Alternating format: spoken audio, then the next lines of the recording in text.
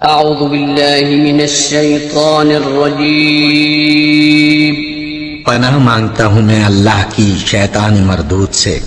بسم اللہ الرحمن الرحیم شروع اللہ کا نام لے کر جو بڑا مہربان نہایت رحم والا ہے۔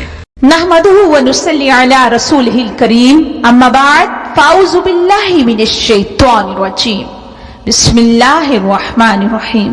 جناب ذی وقار، آج میری گفتگو کا موضوع ہے نواسۂ رسول صلی اللہ علیہ وسلم کی شہادت۔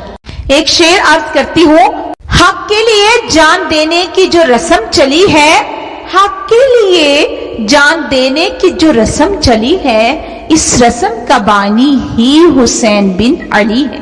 جناب ذی وقار، ماہ محرم آتے ہی پوری امت کا غم تازہ ہو جاتا ہے۔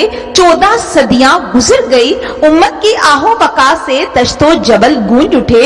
صدیوں سے برابر بہنے والے یہ آنسو جمع کیے جائیں تو نہریں بہ نکلیں۔ کون کہتا ہے کہ نواسۂ رسول صلی اللہ علیہ وسلم کی مظلومانہ شہادت پر آپ دل نہ دکھائیں، آنسو نہ بہائیں اور عقیدت و محبت میں اظہار غم نہ کریں؟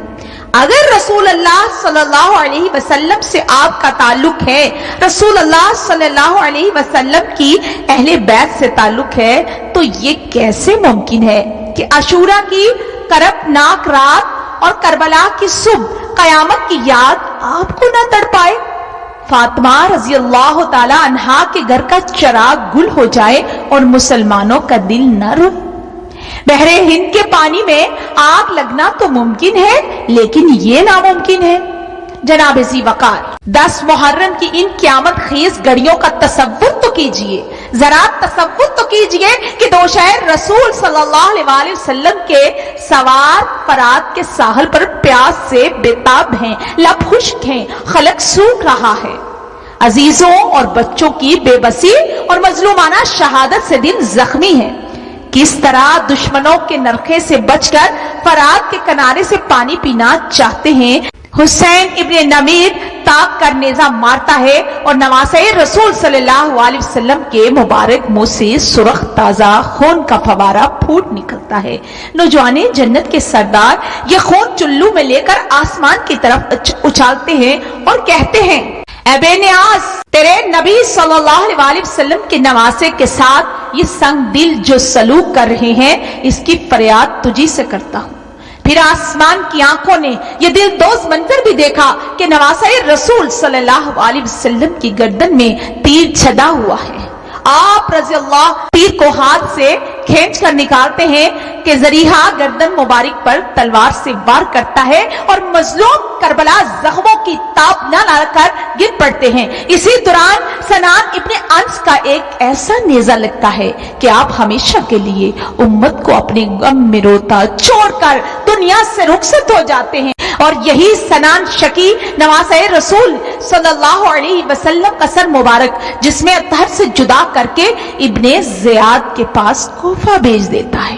جی ہاں جناب ذی وقار، اور پھر اس منظر پر کس کا کلیجہ پھٹ نہ پڑے کہ ابن زیاد کے سامنے فاطمہ کے لختے جگر کا سر مبارک رکھا ہے اور وہ گستاخ اپنی چھڑی سے آپ کے مبارک دانتوں اور ہونٹوں کو چھیڑ رہا ہے۔ ایک بوڑھے صحابی زید بن ارقم سے یہ منظر دیکھا نہ گیا، غصے سے بےتاب ہو کر بولے، چھڑی ہٹا لو، اللہ واحد کی قسم، میں نے رسول اللہ صلی اللہ علیہ وسلم کو ان لبوں کا بوسہ لیتے ہوئے دیکھا ہے۔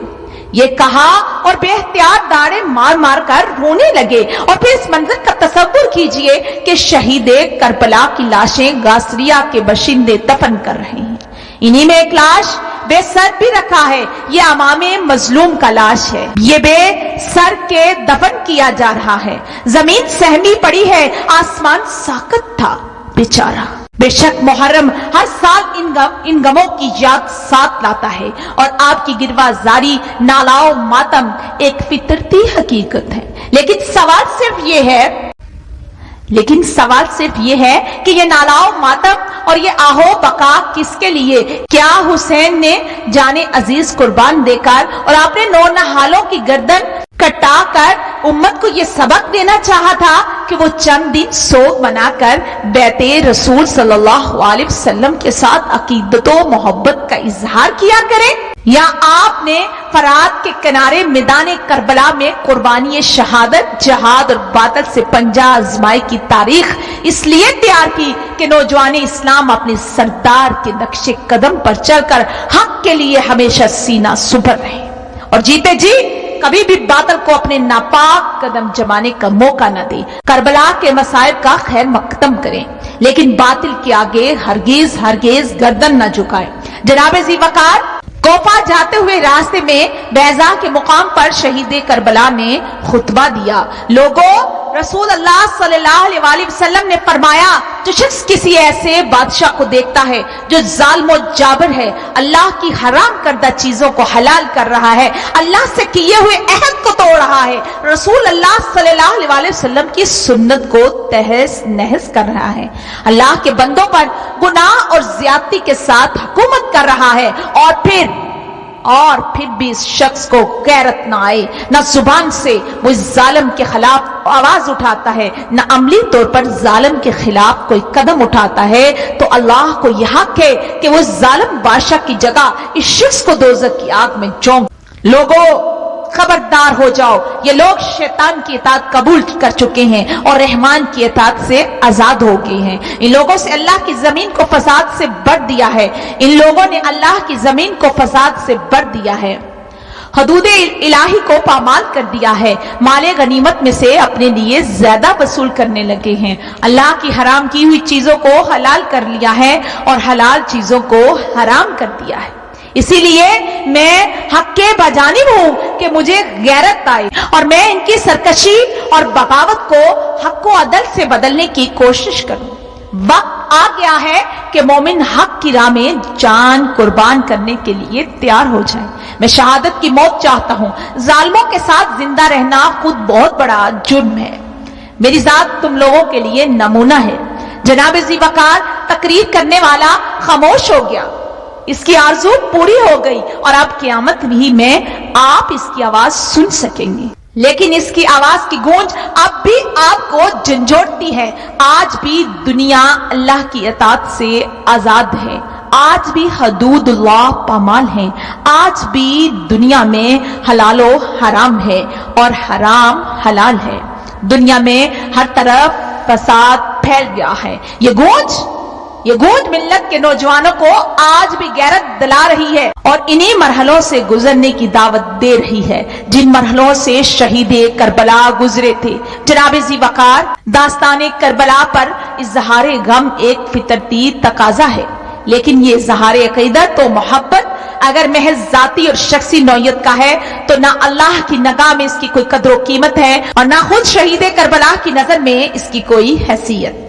नवासाए रसूल सल्लल्लाहु अलैहि वसल्लम की नजर में कदर कीमत की चीज हक है, जिसके लिए उन्होंने अपनी जाने अजीज कुर्बान कर दी। अगर अपनी जात नवासाए रसूल सल्लल्लाहु अलैहि वसल्लम को अजीज होती तो वो इसे कुर्बान ही क्यों करते। करबला की तारीख आपसे मुतालबा यह करती है कि आप हक के लिए अपना सब कुछ कुर्बान कर दें, जिस तरह हुसैन रज़ियल्लाहु ताला अन्हु ने न सिर्फ अपनी जान इस राह में कुर्बान की बल्कि अपने कुम्मे के मासूम बच्चों तक को खुशी खुशी कटवा दिया। शहीदे करबला की मजलूमियत और बेबसी आपसे वही अमली जवाब चाहती है जो इनके हमरा जाने वाले जानसारों ने दिया था। जनाब जी वकार, मुहर्रम की ये क़यामत हेज शब रोज आपसे इन्हीं जज्बात और अज़ाइम और इसी फदाकारी और जान नसारी का मुतालबा करते हैं और यह हकीकत है कि फिदाकारी और जान नसारी के जज्बात और अज़ाइम का बदल आप महज नालाओ फगा और इजहारे गम के कुछ आमाद से फराम नहीं कर सकते।